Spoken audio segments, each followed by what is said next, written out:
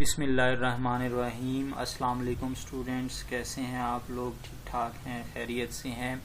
आज के इस लेक्चर में मल्टी ग्राफ पर बहस करेंगे। इस टर्म को ही देखते हुए आपको अंदाज़ा हो गया होगा कि multi graph means multi stands for more than one. तो मतलब क्या है? मल्टी ग्राफ इस तरह का आपके पास ग्राफ होगा जिसमें मल्टीपल एजेस हों। क्या हो? आपके पास मल्टीपल एजेस हों, यानी कि मल्टीपल एजेस एग्जिस्ट करेंगे जिस ग्राफ में, that's graph will be a multi graph. इसको मल्टी ग्राफ कहा जाएगा। In a multi graph no loops are allowed. Loops नहीं होने चाहिए स्टूडेंट्स। लूप्स का कहीं पर भी कोई आप समझ लें कि यहाँ पर आना ज़रूरी नहीं है, बल्कि नहीं होने चाहिए, उनको इजाज़त नहीं है मल्टी ग्राफ में आने के लिए। But more than one edge can join two vertices. देखें, लूप हमेशा एक ही वर्टेक्स को ज्वाइन करता है, जबकि यहाँ पर अब क्या बात की जा रही है? आपको कहा जा रहा है कि दो वर्सेस को एक से ज्यादा एज भी ज्वाइन कर सकते हैं। यानी कि अगर आप दो वर्सेस के दरमियान में दो एजेस ड्रॉ कर लेते हैं, these edges are called multiple edges are parallel edges. तो इन एजेस को क्या कहा जाएगा? Multiple edges are parallel edges. यानी कि इस तरह के एजेस जो दो डिफरेंट वर्सेस के दरमियान में ड्रॉ हुए हैं और एक से ज्यादा एजेस, तो उनको हमने क्या बोलना है? मल्टीपल एजेस बोलना है या पैरेलल एजेस बोलना है। And a graph is called multi graph. और इस तरह के ग्राफ को क्या कहा जाएगा स्टूडेंट्स? मल्टी ग्राफ कहा जाएगा।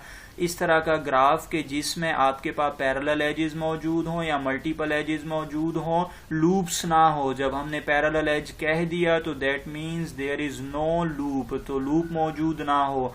तो जिस ग्राफ में पैरेलल एजेस हो या मल्टीपल एजेस हो, उस ग्राफ को हमने मल्टी ग्राफ का नाम देना है। अब मैथमेटिकली इसकी क्या कंडीशन है? Two edges V I V J and V F V R, ये सबस्क्रिप्ट में लिखे हुए हैं। वी आई वी जे है और वी एफ वी आर लिखा हुआ नजर आ रहा है आपको। चूंकि ये मल्टीप्लिकेशन फॉर्म में लिखे हुए नजर आ रहे हैं तो कंफ्यूज नहीं होना इससे।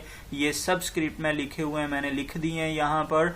आर पैरेलल एजेस, ये पैरेलल एजेस हैं आपके पास। V I V J and V F V R parallel edges if कब होंगे? V I is equal to V R, यानी कि इनका इनिशियल आपका फर्स्ट वाला जो है वो आखिरी वाले के साथ आपके पास सेम होना चाहिए, यानी कि वी आई वी आर के इक्वल होना चाहिए। और इसी तरह वी जे जो है वो इक्वल होना चाहिए वी एफ के। वी जे इक्वल होगा वी एफ के। यानी कि अगर आप इस डेफिनेशन को जरा इन ग्राफ के ऊपर अप्लाई करें तो आप मुझे बता सकते हैं कि कौन से पैरेलल एजेस हैं। देखें, V1 से V3 आपके पास ये एक एज मौजूद है और फिर V3 से V1 एक एज मौजूद है। तो ये दोनों एजेस क्या है हमारे पास? ये दोनों पैरेलल एजेस हैं जिसने आपके पास दो डिफरेंट वर्सेस को ज्वाइन किया हुआ है, यानी कि V1 और V3 को ज्वाइन किया हुआ है इसने। तो ये एजेस क्या कहलाएंगे? पैरेलल एजेस कहलाएंगे या मल्टीपल एजेस कहलाएंगे। इसी तरह ये भी आपके पास पैरेलल एज या मल्टीपल एज हैं जो दो डिफरेंट वर्सेस को आपस में ज्वाइन करवा रहे हैं। तो ये आपके पास पैरेलल एजेस या मल्टीपल एजेस। और इस ग्राफ को क्या कहेंगे? ये ग्राफ हमारे पास स्टूडेंट्स मल्टी ग्राफ है। नेक्स्ट ग्राफ में अगर आप देखें तो ये दोनों एजेस पैरेलल हैं, ये एजेस पैरेलल हैं आपस में। तो यहाँ पर भी पैरेलल एजेस मौजूद हैं, तो इसलिए आप इसको भी क्या कहेंगे? मल्टी ग्राफ का नाम देंगे। इसी तरह अगर आप इसकी बात करें तो यहाँ पर भी आपके पास पैरेलल एज मौजूद है। कौन से? V1 और V2 के दरमियान में देखें ये पैरेलल एज मौजूद हैं और ये भी पैरेलल एज मौजूद है आपके पास V1 और V3 के दरमियान में, जबकि V1 और V3 के दरमियान में, V2 और V3 के दरमियान में कोई पैरेलल एज मौजूद नहीं है। तो स्टूडेंट्स यहाँ से क्या कंक्लूजन निकलता है कि पैरेलल एज किसको बोलते हैं? दो डिफरेंट वर्सेस को आपस में ज्वाइन करने वाले एक से ज्यादा एजेस को हमने मल्टीपल एजेस या पैरेलल एजेस कहना है। जैसे यहाँ पर आपको कंडीशन भी लिखी हुई नजर आ रही है कि अगर आपको कहा जाए कि वी आई और वी जे वर्सेस आपस में पैरेलल हैं, तो इससे क्या मुराद होगा आपके पास?